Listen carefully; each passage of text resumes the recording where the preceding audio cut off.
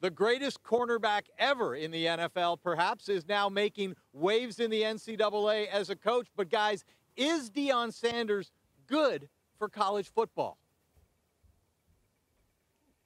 He absolutely is good for college football from a representation standpoint. If you look at, just 10 years ago, and it's gotten better, but look, 10 years ago, big-time football in the Deep South, where it's 85% young black men playing on those teams, and 95% head coaches, athletic directors are white men. So just the fact of that community having, someone that's from where they're from, that looks how they look, having some representation, I think that's huge for a lot of people in society.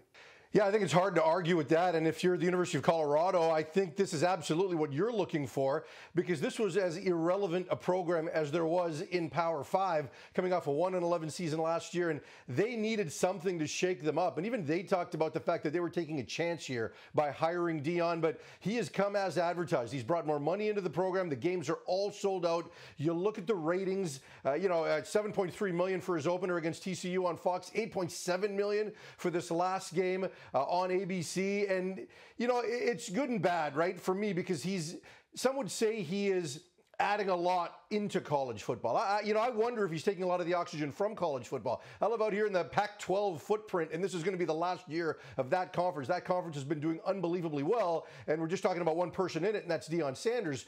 And I know there's a lot of angst about just what this is going to do to college football going forward, but I don't know that anybody else can be like Deion. Like what he was able to deliver here because of his personality, because of his brand to the University of Colorado, to the game. I don't know that this is necessarily the blueprint for any other celebrity coach or former player to just kind of drop in and take this type of role on. Because even from an NFL perspective, there were very few Deion Sanders types.